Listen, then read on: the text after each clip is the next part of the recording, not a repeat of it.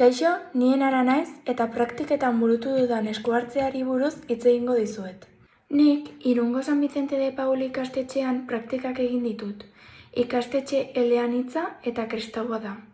D eredukoa da eta auzoan immigrazio maila oso altua da eta etorkin asko daude. Horregatik, beraien ama hizkuntza ez da euskera. Ni 4 urteko gela batean egon naiz. 14 haur zeuden, 9 neska eta 5 mutil. Eta haiek txokoetan lan egiten zuten. Ikusi dezakegun bezala, 2 taula daude. Goikoa beraien ordutegia da, eta beheko aldiz ordutegiaren plangintza. Txokoak agertzen diren tarte horietan, jarduerak aurrera eraman ditut. Nik aukeratu dudan gaia zientzia da, eta bertan esperimentazio txokoa sortu dut. Haiek klasean 5 txoko desberdin dituzte, baina zientziarekin zerikusia duen txoko bat ez daukate. Horregatik nik esperimentazio txokoa sortu dut. Eskuhartze honekin honako helburu hauek lortu nahi ditut. Zientzia mundua aurrei ezaguraztea eta zientzia aurrei modu erraz eta ludikoan hurbiltzea. Esperimentazio txoko honen bitartez, elektrizitatea eta airea landu nahi dut. Horretarako, 4 jarduera aurrera eraman ditut. 2 elektrizitatearekin zerikusia daukana eta beste 2 aldiz airearekin. Elektrizitatearen lehenengo jarduerarekin hasi baino lehen galdera batzuk egin nizkien. Gai horren inguruko aurre ezagutzak jakiteko. Ondoren jolasa azaldu nien. Lehendabizi haur bakoitzari puxika bat eman nien. Ondoren buruan jartzeko eta igurtzeko esan nien.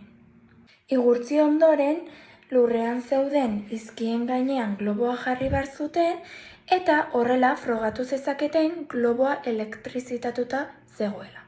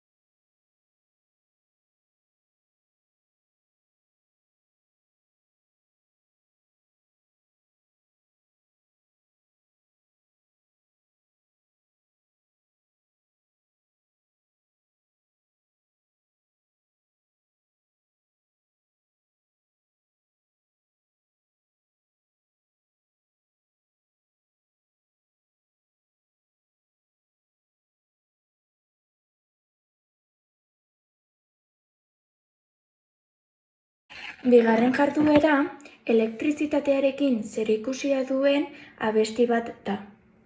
Hain zuzen, Sea Maizen elektrizitate abestia.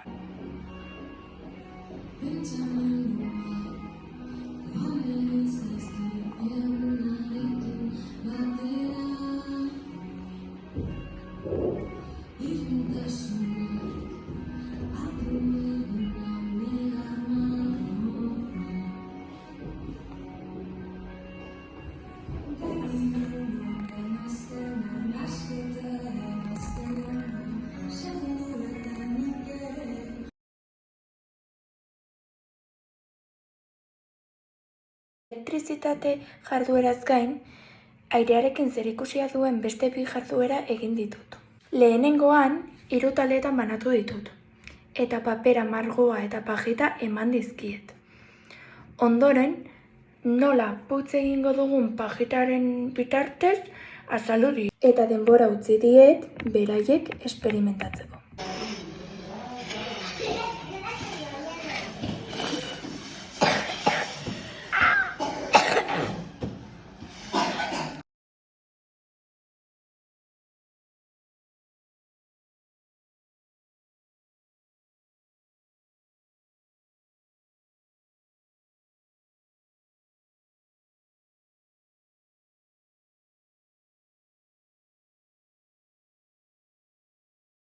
Bukatzeko azkeneko jarduera planteatu diet.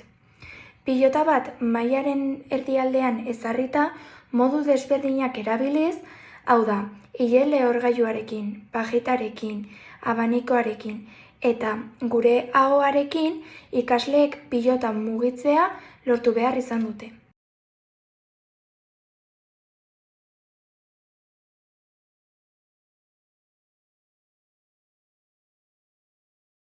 Ondoriei dagokionez, ariketak egin baino lehen, isilik egongo zirela eta 3 pertsonek bakarrik hitz egingo dutela pentsatzen nuen. Eta ariketak egin eta gero, txandak errespetatu dutela, elkarri lagundu dietela eta denek parte hartu dutela ikusi dut.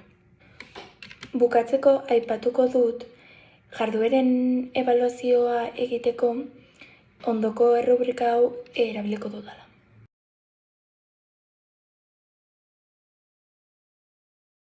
Eskerrik asko nire esku hartzearen azalpena entzuteagatik.